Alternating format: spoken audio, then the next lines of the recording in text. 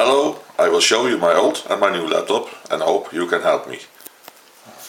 This is my old laptop. If I make a mail, send it to myself,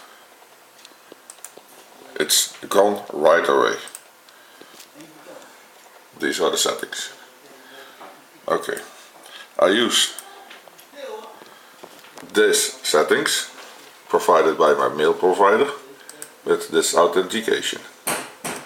No problem, works fine. This is my new laptop.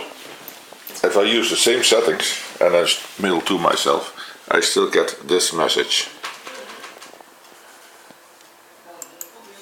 I'm going to show you the lock. This is the lock. I use exactly the same settings. Mail af.nl with exact same authentication, but it won't work. If I use another mailbox and I use make a mail to myself,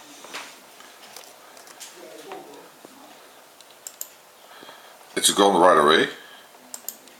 This is the report because I use the settings of my ADSL provider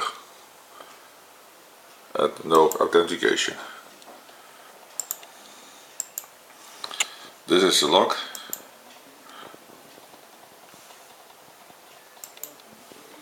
And I'll show you again the lock of the mailbox that didn't work. I hope you can help me out.